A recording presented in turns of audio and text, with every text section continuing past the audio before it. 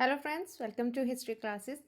Friends, ये मेरा NET exam से रिलेटेड हिस्ट्री का ऑफिशियली यूट्यूब का चैनल है। तो आज हम जिस टॉपिक के बारे में बात करेंगे वो है एशियन हिस्ट्री से जो हमारे एमसीक्यू सीरीज़ हैं।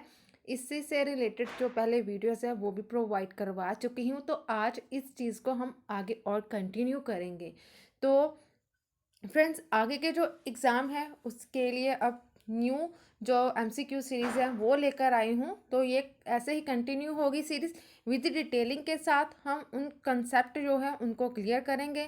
प्रैक्टिस प्रिपरेशन साथ साथ ही आपकी हो जाएगी। तो हर टर्म में से आपको ऐसे ही एमसीक्यू सीरीज़ देखने को मिलेंगे। तो प्रैक्टिस आपकी और प्रिपरेशन भी बहुत अच्छी तरह से हो जाएगी। अगर आप मेरे इस चैनल के साथ न्यू हैं तो प्लीज़ सब्सक्राइब ज़रूर कर लेना और बेल आइकन को दबा लेना ताकि जो नोटिफिकेशन टाइम पर आपको मिलता रहे। इसके अलावा फ्रेंड्स, आप मुझे अनअकैडमी पर फॉलो कर सकते हो। वहाँ पर मेरे कोर्सेज अवेलेबल हैं, फ्री ऑफ कॉस्ट है। बहुत सारा कंसेप्ट वहाँ पर आपको मिल जाएगा। उसका लिंक मेरी जो डिस्क्रिप्शन बॉक्स है उसमें मिल जाएगा, और मेरी प्रोफाइल में आप जाकर वहाँ पर जो कोर्सेज हैं अवेलेबल हैं और जो कोर्सेज प्रेजेंट में चल रहे हैं तो वहाँ पर आप जाकर देख सकते हो और प्रिपरेशन अपनी और भी अच्छी तरह से कर सकते हो। तो प्लीज़ जाइए और फ्रेंड के साथ भी शेयर ज़रूर कीजिएगा। अच्छे लगे तो लाइक भी करना और कमेंट कर भी ज़रूर बताइएगा। तो स्टार्ट करते हैं आज के जो हमारे एमसीक्यू सीरीज़ है उसके बारे में। तो जैसे कि हमारा फर्स्ट दिया गया है कि गो अपहरण के प्रसंग में जो ऋग्वेद में प्रमुख नाम जो है रूप से नाम आता है, किसका है? गो अपहरण के प्रसंग में तो किनका नाम जो लिया गया है वो है पन्नियों का। पन्नियों का जो नाम है ये ऋग्वेद में गो अपहरण के प्रसंग में प्रमुख है, क्योंकि ऋग्वेद में जो दास दासु होते हैं और पन्नी जो हैं ये शत्रु संप्रदाय के जो रूप में इनका उल्लेख मिलता है। और जो आर्य लोग हैं, आर्य इनको अपना शत्रु मानते हैं, क्योंकि ये आर्य जो लोग हैं वो उनको जो पशु होते हैं उनको चुरा ले जाते हैं। पन्नी जो लोग हैं ये आर्यों के पशु चुरा ले जाते हैं। और पन्नियों का जो एक उल्लेख व्यवसायिक रूप में भी मिलता है। व्यवसायी जो हैं, पन्नी लोग जो होते हैं ये व्यवसायी होते हैं। तो ये उनके जो पशु होते हैं आर्यों के उनको चुरा ले जाते हैं, बेच देते हैं। तो इसलिए ये उनको अपना शत्रु मानते हैं। तो इसलिए गोपहरण के प्रसंग में ऋग्वेद में प्रमुख रूप से जो नाम आता है वो पन्नियों का ही नाम आता है। आगे है ऋग्वेद काल के प्रारंभ में निम्न में से किसे महत्वपूर्ण मूल्यवान संपत्ति समझा जाता था? तो मूल्यवान संपत्ति सबसे पहले ऋग्वैदिक काल में क्या चीज थी? तो वो था गाय को। गाय ही थी जो एक मूल्यवान संपत्ति के रूप में उसको समझा जाता था। तो वैदिक काल में आर्यों की जो आर्थिक स्थिति का जो मूल्यधार था पशुधन, वो गाय ही थी। गाय मुद्रा की भांति उसको समझा जाता था, क्योंकि जो अधिकांश बहुत सी जो लड़ाइयाँ हुई हैं, लड़ाइयाँ लड़ी गई हैं, ये गायों के लिए ही लड़ी गई हैं। तो ये गलत लिखा गया है, यहाँ पर ये नहीं आना है। तो लड़ाइयाँ जो अधिकांश हुई हैं ये गांव और गाँव के लिए ही लड़ी गई हैं। गायें जो थी उस टाइम पर एक मुद्रा के रूप में समझा जाता था, जिससे आदान प्रदान वो मुद्रा के रूप में गाय का होता था। आगे है वैदिक काल में किस जानवर को अघन्य समझा जाता था, अघन्य माना जाता था कि ना मारने योग्य, कि इसको नहीं मारना। तो क्योंकि गाय एक मूल्यवान वस्तु होती थी, पशुधन के रूप में इसको समझा जाता था। तो इसका आंसर है गाय। तो गाय ही उस टाइम पर अघन्य, जिसको ना मारने योग्य आना है, तो वो कहा गया था। गाय को गविष्ठ भी कहा गया है। और वैदिक काल में जो हल होता है, हल से ही पहले जो गाय होती थी हल के रूप में प्रयुक्त होती थी। तो खेत को सींचने के लिए ही गाय का ही प्रयोग किया जाता था। तो हल के लिए, वैदिक काल में हल के लिए, और शब्द तथा तस्सर जो शब्द है ये करगा के लिए प्रयुक्त किया गया है। आगे चलते हैं। ऋग्वेद में पंचछंदों में प्रयुक्त अघन्य शब्द किसके लिए संदर्भित है? तो वो है गाय के लिए अघन्य शब्द, ना मारने योग्य। तो गाय के लिए है ये अघन्य शब्द प्रयुक्त किया गया है। तो सी राइट आंसर है। आगे ऋग्वेद में निम्नलिखित पशुओं में से किसका उल्लेख हुआ है? तो ऋग्वेद में जो पशुओं का उल्लेख मिलता है तो वो ये चारों ही जो पशु हैं उनके बारे में जो जानकारी है वो मिल जाती है। गाय, अश्व, बकरी और भैंस के बारे में। तो डी होता है इसका राइट आंसर। तो थोड़ा सा इसको डिटेल्स में हम जान लेते हैं। जैसे कि बताया गया है कि ऋग्वैदिक जो उस टाइम पर जो आर्य लोग थे, उनका पशुपालन का मुख्य उद्यम था, पशुपालन ही था, वो करते थे। और पशु जो थे वो धन की वृद्धि के लिए देवताओं से प्रार्थना की जाती थी। जैसे कि पशु जो होते थे उनको बेचा जाता था, एक धन के रूप में प्रयुक्त होते थे। तो उनके लिए देवताओं से प्रार्थनाएं भी की जाती थी उनकी वृद्धि के लिए, कि उनके पास अधिक से अधिक पशु हो, तो इसलिए यज्ञ पूजा पाठ वगैरह भी किए जाते थे। गाय का सर्वाधिक महत्व होता था। गणना आर्थिक रूप में उसकी की जाती थी गाय के लिए। गाय से ही लेन देन की वस्तुएं जो थी वो खरीदी जाती थी, क्योंकि लेन देन में ही पशुधन के रूप में होता था, तो इसलिए लेन देन में ही वस्तु के रूप में इसको खरीदा जाता था। दूध मांस खाल के लिए भैंस पालतू पशु थी। ऋग्वेद में भैंस को जो गोवाल कहा गया है। भेड़ और बकरी भी आर्य लोग उस टाइम पर परिचित थे, उनके बारे में जानते थे। घोड़ा आर्यों का परम उपयोगी पशु था, क्योंकि आर्य लोग जो थे ये युद्ध प्रेमी थे, युद्ध करते थे, तो इसलिए युद्ध में काम आते थे। घोड़ा दान दक्षिणा में भी दिया जाता था। कदाचित उसका मांस भी उस टाइम पर लोग जो थे वो खाते थे, घोड़े का मांस। हाथी का उपयोग भी आर्य लोग लड़ाइयों में करते थे, और गाड़ी और रथ खींचने के लिए घोड़ा प्रयुक्त था। और ऊंट के साथ साथ बैल का भी जो उस टाइम पर व्यवहार होता था, उस टाइम पर उसका प्रयोग किया जाता था। पालतू पशुओं में कुत्ता, सुअर, गधा, हिरन आदि ये भी जो पशु थे वो प्रमुख थे। तो सभी के बारे में जानकारी मिल जाती है ऋग्वैदिक काल में। आगे है सत्यमेव जयते शब्द किस उपनिषद से लिया गया है? तो ये है मांडकोप उपनिषद से लिया गया है सत्यमेव जयते शब्द। तो ये होता है हमारा राइट आंसर। तो थोड़ा सा जानते हैं इसके बारे में भी, कि सत्यमेव जयते शब्द जो है ये मांडकोप उपनिषद से लिया गया है। आदर्श शब्द का उल्लेख भारत के जो राष्ट्र चिन्ह है अशोक की लाट, जो सारनाथ में संग्रहित है, उसके साथ है, इसका जो राष्ट्र चिन्ह के रूप में है। और मांडकोप उपनिषद सबसे जो छोटा उपनिषद है। कठोपनिषद में आगे बताया गया है कि जैसे कि मांडकोप उपनिषद सबसे छोटा है, आगे है कठोप उपनिषद। इसमें यम, निचकेता, आख्यान तथा छांदोग्य उपनिषद में 3 आश्रम आ जाते हैं, ब्रह्मचार्य, गृहस्थ और वानप्रस्थ। तो कठोपनिषद में यम, निचेता, आख्यान का जो विवरण मिलता है। फिर छांदोग्य उपनिषद में 3 आश्रम आ जाते हैं, उसका सर्वप्रथम उल्लेख मिलता है। और छांदोग्य उपनिषद में अद्वैतवाद का सिद्धांत, जिसमें बुद्ध के 4 आर्य सत्य तथा महावीर के जियो और जीने दो का जो सिद्धांत है वो लिया गया है। तो अलग अलग जो है उसमें बताया गया है कि किसमें क्या क्या चीज़ें हैं, उसके बारे में जानकारी मिलती है। आगे है निम्नलिखित में से किस एक वैदिक साहित्य में मोक्ष की चर्चा मिलती है? तो मोक्ष के बारे में कहाँ जानकारी मिलती है? उपनिषद में। तो ऑप्शन है डी राइट आंसर।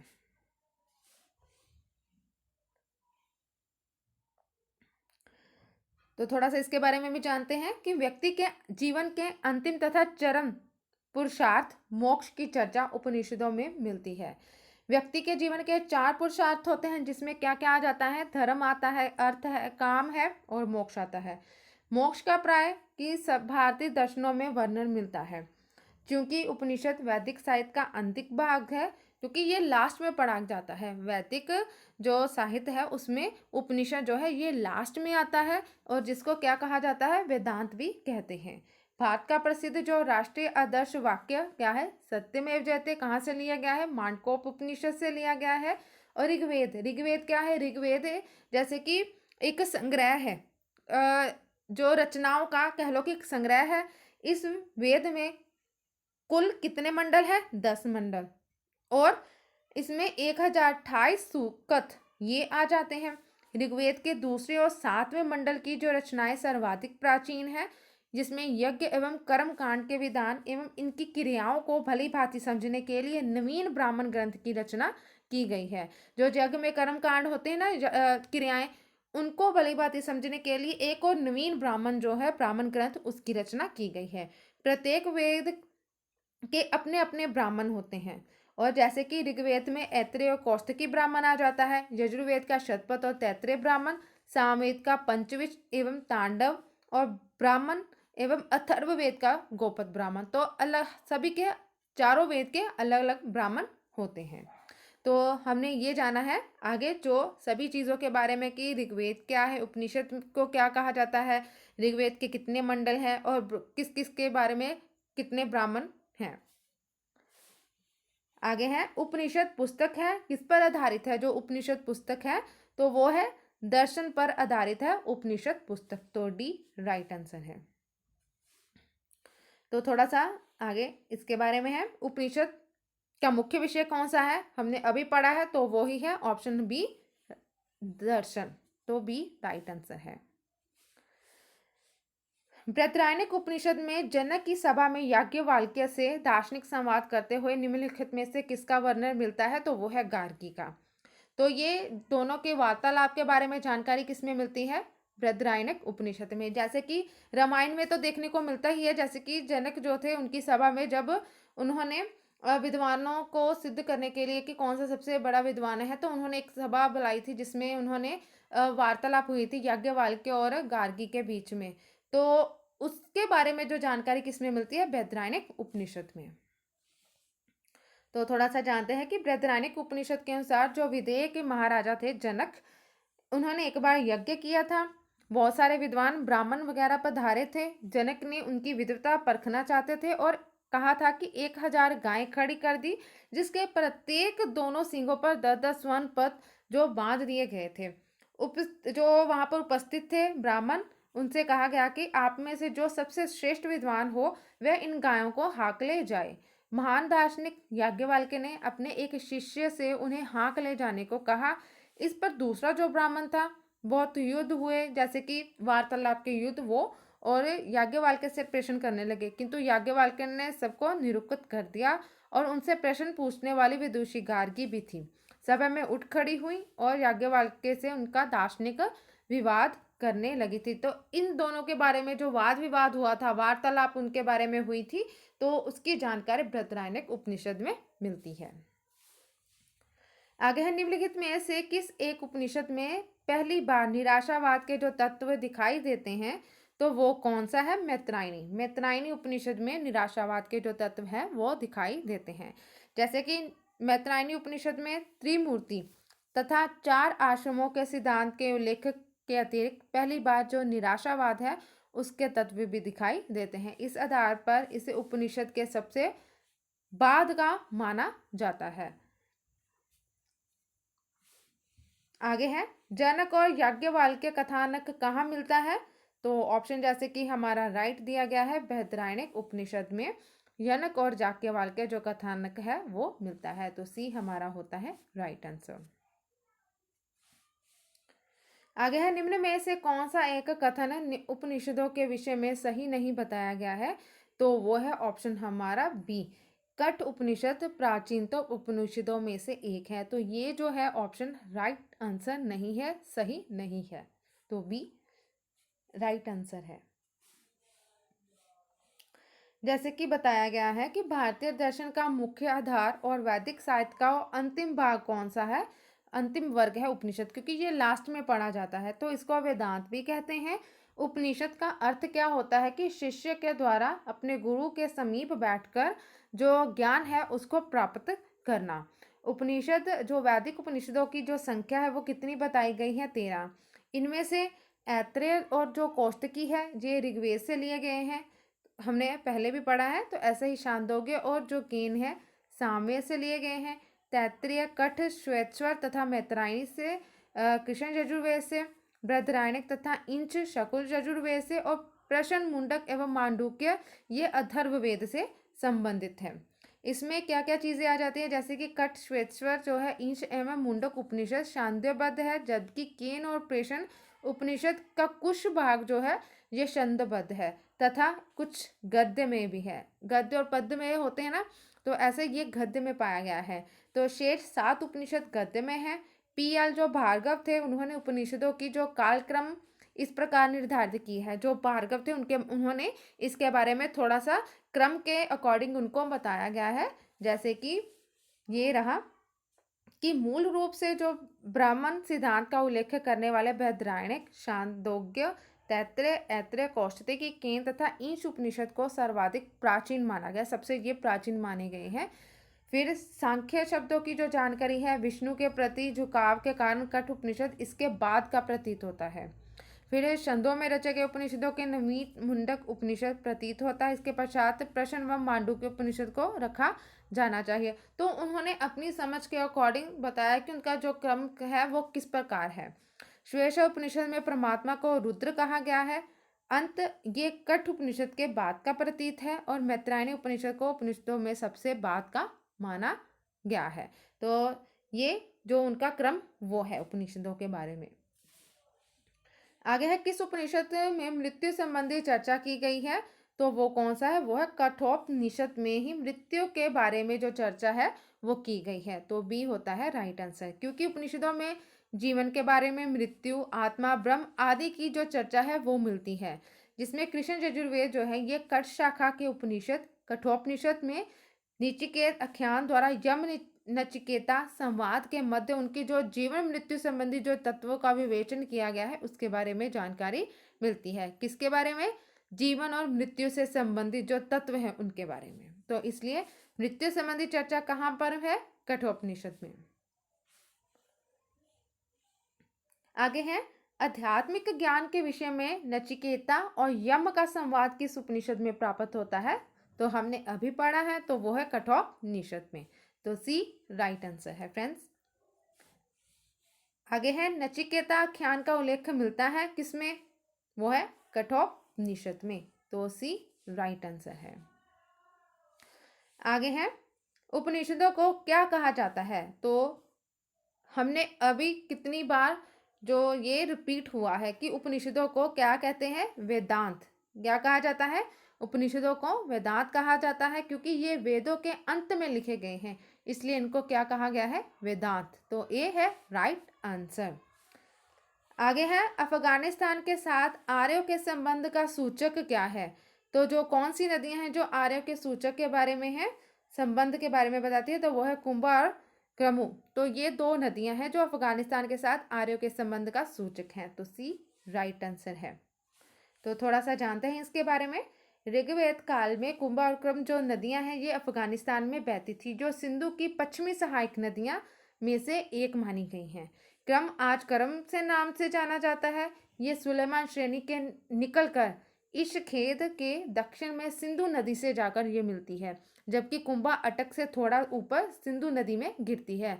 आस्किनी, चिनाब, पुरुषनी, आस्किनी जिसको चिनाब, पुरुषनी, रावी, विपाशा, शतुद्री, व्यास और सतलज नदियाँ आदि जो बाकी नदियां हैं ये पाकिस्तान एवं पंजाब के, भारत के जो पंजाब प्रांत है वहां पर बहती हैं और अफगानिस्तान से इनका कोई भी संबंध नहीं है।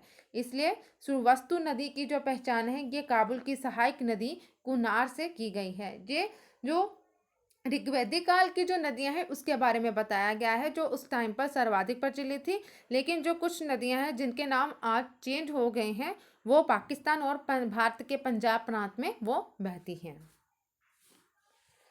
आगे है, वैदिक नदी कुंभा का स्थान कहाँ निर्धारित होगा? तो वो है अफगानिस्तान, वहां पर है। तो ऑप्शन है ए राइट आंसर। आगे है, ऋग्वेद में निम्नलिखित में से किन नदियों के उल्लेख में यह संकेत मिलता है कि अफगानिस्तान पूर्व वैदिक भूगोल का एक अंग था, वैदिक काल का एक भाग रहा है? तो किससे ये पता चलता है? तो वो है कुंभा और सुरवस्तु जो नदियां हैं उन्हीं के बारे से ये जो उल्लेख मिलता है कि जो अफगानिस्तान जो था ये पूर्व वैदिक भूगोल का एक अंग रहा है। तो डी राइट आंसर है। किस देवी देवता का गायत्री मंत्र समर्पित है? किस देवी देवता को गायत्री मंत्र समर्पित किया गया है? तो वो है सावित्री। सावित्री को जो गायत्री मंत्र है वो समर्पित है, क्योंकि गायत्री मंत्र वेदों की सर्वाधिक कह लो कि समादरणीय और पवित्र रचना मानी गई है। तो ये सावित्री या सूर्य देवता दोनों को समर्पित है। उपदीपक या प्रकाश के देवता सूर्य देव का ही जो दूसरा रूप उनको कहा गया है। आगे है, उत्तर वैदिक काल में महत्व प्राप्त किए प्रजापति देवता में कौन से पूर्ववर्ती देव समाहित हो गए थे? किसमें महत्व प्राप्त किए प्रजापति देवता में कौन पूर्ववर्ती जो देवता थे तो कौन समाहित हो गए थे? तो उनमें वो राइट आंसर है हमारा सी, थर्ड और फोर्थ। विश्वकर्मा और हिरण्यगर्भ। तो उत्तर वैदिक काल में जो प्रजापति देवता का उल्लेख भी मिलता है और उनको कल्याणकारी देवता और सृष्टि के नियंत्रणकर्ता तथा पालनकर्ता के रूप में जाना जाता है, किनको, प्रजापति को। और उनमें ही विश्वकर्मा और हिरण्यगर्भ दोनों ही पर्वतीय देवों का जो सम्मानित रूप उनको कहा गया है कि वो उन्हीं से ही रिलेट करते हैं, प्रजापति जो कल्याणकारी और पालनकर्ता और नियंत्रणकर्ता के रूप में जाने गए हैं। आगे है ऋग्वैदिक कालीन आर्यों को पहचान किसकी नहीं थी। तो उनको किसकी पहचान नहीं थी आर्य को, वो है शिव के बारे में। शिव का पहले रूप जो था वो रुद्र के रूप में था। आधुनिक जो शिव के नाम से जाने जाते हैं, लेकिन शिव के बारे में आर्य को पहले जानकारी नहीं थी, क्योंकि उस टाइम पर इंद्र, मत्स्य, साम आदि देवताओं का जो वर्णन मिलता है, शिव का स्वरूप रुद्र के रूप में था। शिव नहीं थे, उनका रुद्र रूप जो था वो मिलता है। वास्तव में शिव उत्तर वैदिक कालीन रुद्र का विकास हुआ है। आगे चलकर रुद्र के रूप में उनका विकास हुआ, जो शिव के नाम से आगे उनको जाना गया। शिव का प्रथम रूप साहित्य में क्या मिलता है, वो है रुद्र रूप। रुद्र रूप में वो जाने गए हैं। साहित्यिक रूप में शिव का प्रथम रुद्र के रूप में वर्णित है, क्योंकि उत्तमता क्रोध के लिए विख्यात है। ये किसके लिए, क्रोध के लिए विख्यात है। वस्तु रुद्र में विनाशकारी एवं मंगलकारी दोनों ही शक्तियां जो है वो विद्यमान रही हैं। रुद्र रूप होना मतलब विनाशकारी मंगलकारी दोनों ही शक्तियां विद्यमान हैं। आगे है निम्नलिखित वैदिक देवताओं में किसे उनका पुरोहित माना जाता था। पुरोहित कौन थे, पुरोहित जो थे वो बृहस्पति थे, जिनको पुरोहित माना जाता था। देवताओं में से किसे पुरोहित, बृहस्पति को माना गया है। वैदिक देवताओं में बृहस्पति को पुरोहित माना जाता था, क्योंकि इंद्र जो थे ये आदि तूफान, बिजली और वर्षा, युद्ध में विजय दिलाने वाले पराक्रमी देव माने गए हैं। धोष जो थे ये देवता आकाश से संबंधित थे। तो जो सभी देवता थे उनका अलग अलग रूप में विख्यान मिलता है। निम्नलिखित में से किस ऋग्वेद में युद्ध देवता समझा जाता था, किसे ऋग्वेद में युद्ध देवता समझा जाता था, तो वो थे इंद्र। इंद्र को ही युद्ध के देवता के रूप में माना गया है। तो बी राइट आंसर है। सर्वाधिक ऋग्वैदिक सूक्त समर्पित किसको है, तो वो सबसे ज्यादा है इंद्र को, जो सर्वाधिक सूक्त समर्पित है। तो बी हमारा होता है राइट आंसर। तो थोड़ा सा जानते हैं, जैसे कि ऋग्वेद में 4 वेदों में सबसे प्राचीन माना गया है। जो ऋग्वेद है सबसे प्राचीन ऋग्वेद माना गया है। इसमें 1000 जो है 28 सूक्त हैं, जिसमें इंद्र को 250 सूक्त समर्पित किए गए हैं, क्योंकि इंद्र जो है ये आकाशीय देवता के रूप में प्रमुख स्थान रखते हैं। तूफान, मेघ ये उनके देवता माने जाते हैं। पूरों को नष्ट करने के कारण इनको पुरंदर की जो कह लो कि उसके नाम से भी जाना जाता है। इसके बाद वरुण का स्थान आता है। ये जात तो उनके समकक्षक हैं, जहाँ दूसरे स्थान पर इनको लिया गया है। तो अग्नि का भी स्थान ऋग्वैदिक काल में देवताओं में प्रमुख आता है, क्योंकि जो अग्नि देवता है ये देवताओं और मनुष्य के बीच में कह लो कि एक कड़ी का काम करते हैं। क्योंकि जो मनुष्य जितने भी यज्ञ वगैरह, जो बलियां वगैरह आहुति दी जाती है, ये अग्नि के द्वारा ही उनको दी जाती है देवताओं को। तो अग्नि के लिए 200 सूक्त समर्पित हैं। वह देवताओं और मनुष्य के बीच में मध्यस्थता का काम करते हैं, क्योंकि यज्ञ में अपवर्तित सामग्री को स्वीकार करके देवताओं तक पहुंचाया जाता है, जो मैंने अभी बताया है। तो रुद्र क्या है, रुद्र भी एक देवता है और ये आंधी के प्रतीक हैं। विष्णु का भी उल्लेख ऋग्वेद में मिलता है, लेकिन उस टाइम पर इनका इतना महत्व नहीं था। विष्णु उस टाइम पर इनको इतना महत्व नहीं दिया जाता था। आगे है निम्नलिखित में से किस पूर्व वैदिक आर्यों का सर्वाधिक लोकप्रिय देवता कौन था उस टाइम पर, तो वो थे इंद्र ही उस टाइम पर सबसे सर्वाधिक प्रिय देवता के रूप में माने जाते थे। तो डी राइट आंसर है। आगे है निम्नलिखित में से कौन से वैदिक देवता बोगजकोई अभिलेख में उल्लेखित है, तो बोगजकोई अभिलेख में जिसके बारे में जानकारी मिलती है वो है इंद्र, मित्र, नस्य और वरुण। तो डी है राइट आंसर। तो थोड़ा सा इनके बारे में जान लेते हैं। जैसे कि एशिया माइनर में बोंगजकोई नामक स्थान पर 140 ईसा पूर्व के जो अभिलेख हैं वो प्राप्त हुए हैं, और इन अभिलेखों के आधार पर ही बताया गया है कि वैदिक देवता जो थे, जैसे कि इसमें इंद्र आ जाते हैं, मित्र, नत्स्य और वरुण, इनका उल्लेख उस अभिलेखों से प्राप्त होता है। अनेक विद्वानों ने एशिया के विभिन्न क्षेत्रों में आर्यों का मूल निवास स्थान स्वीकार किया है, क्योंकि अब हम अलग अलग जो विद्वान हुए हैं उनकी अलग अलग धारणाओं के बारे में जानेंगे। जैसे कि मैक्स मुलर महोदय हैं, ये आर्यों का आदि देश मध्य एशिया, एड्स बैक्टीरिया तथा एडवर्ड मियर पामीर को मानते हैं। तो अलग अलग का अलग अलग है। मेयर महोदय का जो विचार है, ये पामीर के पठार से ही इंडो ईरानी जाति पूर्व में पंजाब तथा पश्चिम में मेसोपोटामिया की ओर गए। इस मत का समर्थन आल्डेन वर्ग तथा आदि जो और विद्वान हैं उन्होंने भी किया। विद्वान एशिया को आर्यों का मूल स्थान स्वीकार नहीं करते, और उनका कहना है कि यूरोपीय भाषा भाषी परिवारों के मुहावरों का प्रसार ये सिद्ध करता है कि आर्यों का जो मूल निवास स्थान था एशिया की अपेक्षा यूरोप में खोजना अधिक तर्क संगत होगा। तो आर्यों के बारे में जो अलग अलग विद्वान हैं उनका अलग अलग मत दिया गया है। अगर निम्नलिखित में से किस एक वैदिक देवता का नाम बोगजकोई अभिलेख में नहीं मिलता है तो वो है अग्नि। अग्नि के बारे में बोगजकोई अभिलेख में जानकारी नहीं मिलती है, तो बी राइट आंसर।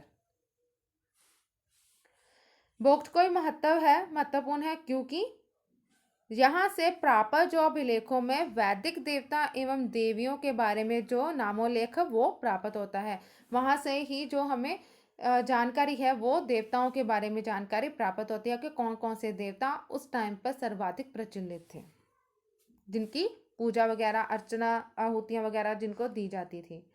निम्नलिखित अभिलेखों में से कौन सा ईरान से भारत में आर्यों के आने की सूचना देता है, तो वो कौन है? बोगजकोई अभिलेख से ही हमें ये जानकारी मिलती है कि जो आर्य लोग थे ये ईरान से भारत में आए, तो सी राइट आंसर है। आगे है नैतिक व्यवस्था के निरीक्षणकर्ता के रूप में किस वैदिक देवता का वर्णन हुआ है, तो वो है ऑप्शन हमारा सी वरुण। वरुण का ही जो है नैतिक व्यवस्था के निरीक्षणकर्ता के रूप में वर्णन मिलता है, तो सी राइट आंसर है। तो इनके बारे में जानते हैं। जैसे कि ऋग्वैदिक काल धार्मिक जीवन आध्यात्मिक विषाद और जटिल है। धार्मिक जीवन जो था उस टाइम पर बहुत ही जटिल और विषाद था, जहाँ बहुत देववाद के जो दर्शन होते हैं, अलग अलग देवताओं के बारे में जो जानकारी है वो मिलती है। जैसे कि आर्यों में प्रधान देवता कौन से, ज़्यादा उनकी पूजा किसकी होती थी? प्राकृतिक शक्तियों के प्रतिनिधि थे, जिसमें मानवीकरण किया गया, जिनका मानवीकरण के रूप में पूजा वगैरह अर्चना होती थी। वैदिक देवताओं को अंतरिक्ष देवता के रूप में, पृथ्वी देवता और काश देवता, तीन तरह उनको विभाजित किया गया था। जैसे कि वरुण का स्थान जो आता है ये आकाशीय देवता के रूप में। वरुण जो है जगत का नियता, देवताओं का पोषक एवं ऋतु का नियामक है, तो इन्हें नृत्य गोपा भी कहा गया है। ऐसे ही जो इंद्र है इनको विश्व का स्वामी कहा गया है, युद्ध का देवता कहा गया है, और पुरंदर भी इस नाम से भी इनको जाना जाता है। मेघों को रोककर जल की वर्षा भी ये करते हैं। विष्णु को आकाश के देवता के रूप में भी स्थान प्राप्त है, और जो रुद्र है इनको स्थान अंतरिक्ष के देवताओं के रूप में था। तो अलग अलग देवताओं को अलग अलग रूप दिए गए हैं। आकाश के देवता, अंतरिक्ष के देवता, पृथ्वी के देवता के रूप में ये सभी उस टाइम पर उनकी पूजा होती थी, तो उनके बारे में जानकारी मिलती है। इनको कर्ण रूप स्वरूप में कल्पित किया गया है, और अन्य सभी का स्वरूप कल्याणकारी है। तो जो रुद्र है इनको करुणा स्वरूप है उसमें कल्पित किया गया है। तो सभी के बारे में बताया गया है। ऋग्वेद काल में जो धार्मिक जीवन किस प्रकार का था और बौद्ध देववाद के वहां पर दर्शन होते हैं। आगे है वैदिक ग्रंथों में प्रयुक्त ऋत शब्द किससे संबंधित है, तो ये है नैतिक व्यवस्था से संबंधित है, तो बी राइट आंसर है। निम्नलिखित ऋग्वैदिक अतिथि की उपाधि देकर देवताओं में से किसे अक्सर संबोधित किया जाता था, तो वो है अग्नि। अग्नि को ही अतिथि की उपाधि देकर देवताओं में से संबोधित किया जाता था, तो सी राइट आंसर है। जैसे कि देवी उत्पत्ति के साथ साथ ऋग्वेद में अग्नि की भौतिक उत्पत्ति का भी उल्लेख मिलता है। ऋग्वैदिक यज्ञों में अग्नि का विशेष महत्व था, क्योंकि ऋग्वैदिक देवताओं में अग्नि को ही अतिथि की उपाधि देकर संबोधित किया जाता था। अग्नि को इंद्र, जैसे कि आगे है कि ऋग्वेद में इंद्र को पुरंदर अतिथि अर्थात किला तोड़ने वाला कहा जाता है। अलग अलग संज्ञा दी गई है, जैसे कि अग्नि को अतिथि की उपाधि दी जाती थी, इंद्र को पुरंदर जहाँ किला तोड़ने वाला युद्ध के रूप में उनको जाना जाता था। वरुण जो थे ये जल या समुद्र का देवता था। ऋतु अर्थात प्राकृतिक संतुलन का रक्षक किया गया है। सोम आर्य जो थे, सोम क्या था, सोम आर्यों का पेय पदार्थ था और सोम को सूर्य से उत्पन्न बताया गया है। कहीं कहीं पर सोम को चंद्रमा भी माना जाता है। तो अलग अलग रूप में अलग अलग बताया गया है देवताओं को। आगे है शुलभ यज्ञ किसके लिए किया जाता था। तो शुलभ यज्ञ जो किया गया है ये रुद्र के लिए किया गया है। तो उनके लिए किया गया है शुलभ यज्ञ, रुद्र के लिए। तो सी राइट आंसर है। आगे है निम्नलिखित में से वैदिक देवताओं में से कौन अवेस्ता के देवता अहूर मज्दा से सादृश्य रखता है। तो कौन है वो, वरुण। वरुण जो है ये वैदिक कालीन देवता वरुण ही थे जो अवेस्ता के देवता अहूर मज्दा से सादृश्य रखता है। तो बी इसका था राइट आंसर। आगे है ऋग्वेद के वेशजा वंश मंडल, वेशजा वंश मंडल किससे मंत्र से आरंभ होते थे। तो वो है अग्नि। अग्नि के ही जो मंत्र हैं उनसे, उनके द्वारा ही जो ऋग्वेद में वंश मंडल आरंभ किए जाते थे। तो ए राइट आंसर है।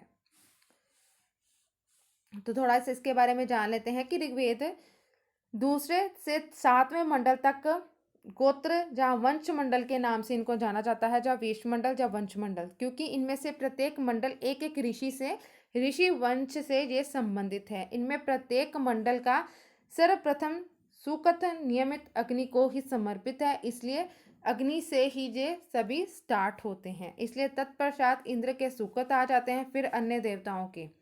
तो इसलिए सबसे पहले अग्नि के द्वारा ही इनको कह लो कि संबोधित किया जाता है। स्टार्ट उनसे ही, शुरुआत उनसे ही की जाती है मंत्रों की।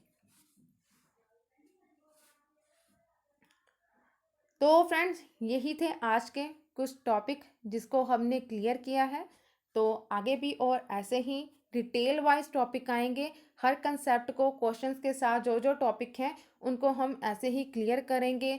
आपकी ऐसे भी प्रिपरेशन बहुत ही अच्छी तरह से हो जाएगी, क्योंकि हर क्वेश्चंस के साथ कुछ ना कुछ उसकी डिटेलिंग तो आपको मिल जाएगी। तो कितना आपको जो है मटेरियल इसमें यहाँ से ही प्रोवाइड हो जाएगा। तो प्लीज़ देखिए, प्रिपरेशन अच्छी तरह से कीजिए और ज़्यादा से ज़्यादा वीडियोस को अपने फ्रेंड्स के साथ शेयर ज़रूर कीजिएगा। तो ऐसे ही अब टॉपिक आएंगे तो प्रिपरेशन अपनी स्टार्ट कर दीजिएगा।